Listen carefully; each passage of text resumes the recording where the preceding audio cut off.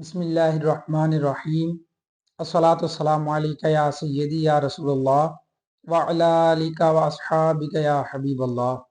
محترم ناظرین و سامعین، السلام علیکم ورحمۃ اللہ وبرکاتہ۔ محترم ناظرین و سامعین، آج کی ہماری گفتگو کا موضوع حضرت حوا رضی اللہ تعالی عنہ آپ کی تخلیق ہے، یعنی اللہ تعالیٰ نے آپ کو کب پیدا فرمایا اور آپ کا حضرت آدم علیہ السلام سے نکاح ہوا، اس حوالے سے کچھ گفتگو کریں گے۔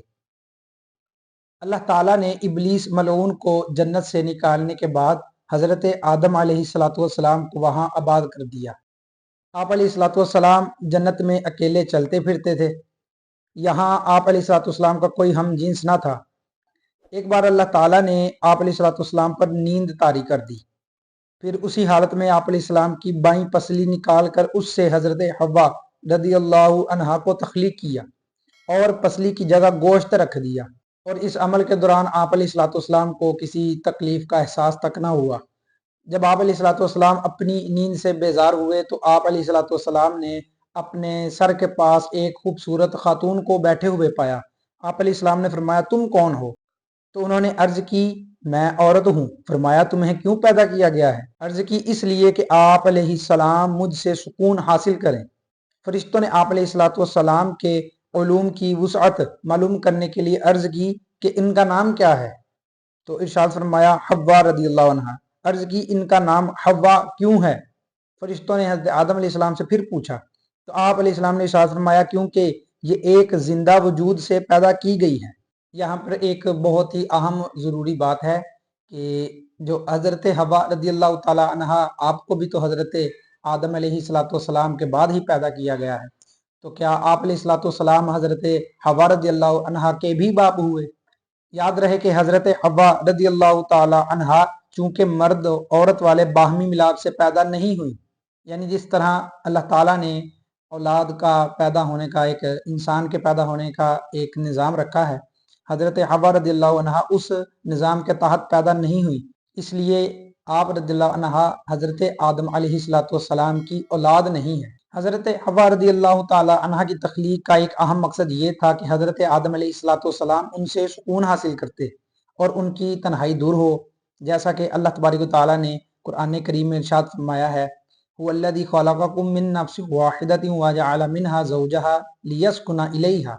ترجمہ ہے کہ وہی ہے جس نے تمہیں ایک جان سے پیدا کیا اور اسی میں سے اس کی بیوی بنائی تاکہ اس سے سکون حاصل کرے۔ جب حضرت آدم علیہ السلام نے حضرت حوا رضی اللہ عنہ کی طرف دست محبت بڑھانے کا ارادہ کیا تو فرشتوں نے عرض کی، اے آدم علیہ السلام، ٹھہر جائیں، پہلے ان کا مہر ادا کریں، یعنی جو شادیوں میں حق مہر ادا کیا جاتا ہے، سب سے پہلے حضرت آدم علیہ السلام نے مہر ادا کیا تھا۔ تو آپ علیہ السلام نے فرمایا کہ ان کا مہر کیا ہے؟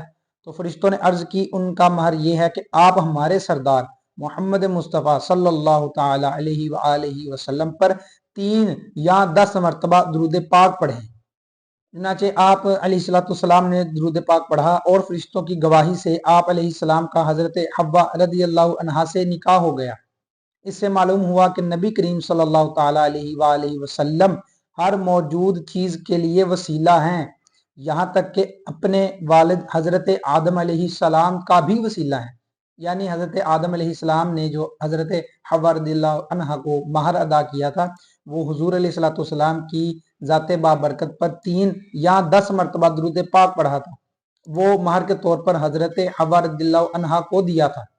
اسی طرح اللہ تبارک و تعالیٰ نے حضرت حوا رضی اللہ عنہ کو بہت سارے فضائل سے بھی نوازا ہے، جس طرح آپ رضی اللہ تعالیٰ عنہ کی تخلیق اللہ تعالیٰ نے ماں باپ کے بغیر کی اور آپ کی تخلیق بھی جنت میں ہوئی۔